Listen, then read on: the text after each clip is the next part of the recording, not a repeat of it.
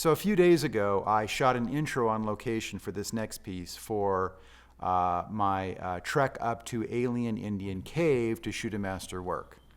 You're not seeing that intro because I performed something of a rookie move and I accidentally deleted the audio file before I got to edit this piece.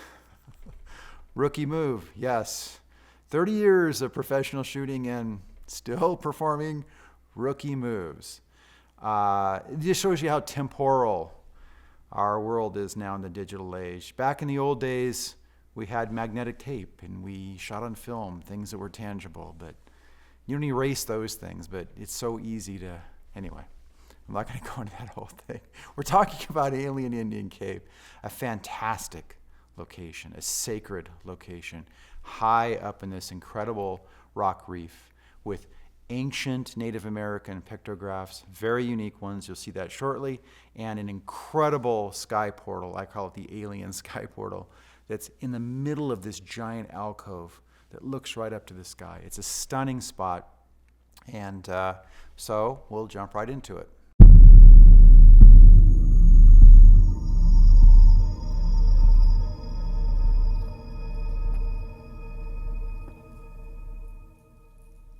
I've been wandering around Alien Indian Cave here for a little while now, for a few hours, shooting some stills and shooting video, and it's so quiet here. The serenity, the solitude, the silence is just amazing.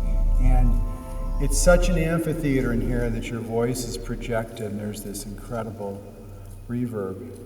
And I can only imagine that if they had ceremonies or rites or rituals in here, that the shaman, the sage, the medicine men or women would have quite the projection of their voice. And it seems to me that that might be the reason they chose some places like this, other than the obvious fact of the shelter, is that if I speak, there's this great, tremendous power, sort of great mythological divine power that comes from your voice, right? So it is a very powerful thing to be sitting here as I have alone for these hours, absorbing the spirit of this place. It's really, really something special.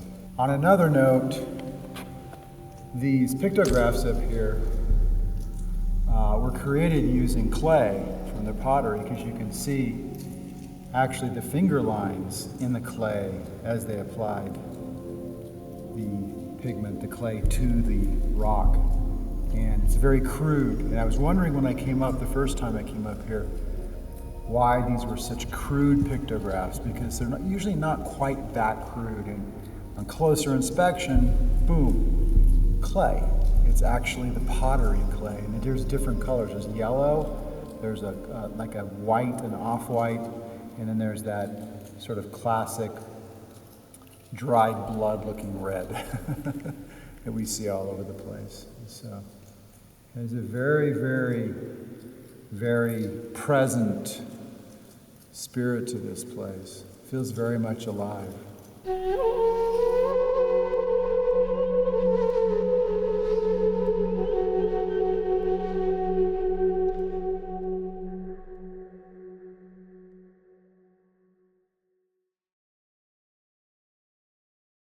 Oh, before we jump right into it, I almost forgot one thing. As I was leaving the alien cave, there's a separate cave next to it, way up high. It doesn't have pictographs or anything in it. It's very, very deep. It's a very narrow, very high, deep cave. It's a sandy wash going up into it. It's very, very steep sand once you climb up into the cave. And in the cave, it's sandy. And there was bat guano, bat crap, everywhere. And I didn't think at the time that this would be a problem until late that night, about 3 or 4 in the morning, while slumbering beautifully in my bed at home, my legs started to itch. It woke me up. I jumped out of bed, I looked at my legs, and I had bites, bug bites, all over where my sock line would be, where the socks would be. And it hit me like a rock that I had been nailed by bat bugs. Bat bugs are a lot like bed bugs, very similar. Similar bite, and I thought about it later and realized that as I was walking around in all that sand and stirring it up, and I was right next to all that bat guano and all this, that this was probably where I got nailed, and my feet are a mess. It is painful, and so the lesson to be learned here is if you see a lot of animal droppings and bat guano and things, check your legs when you hike down the mountain, or you're going to suffer.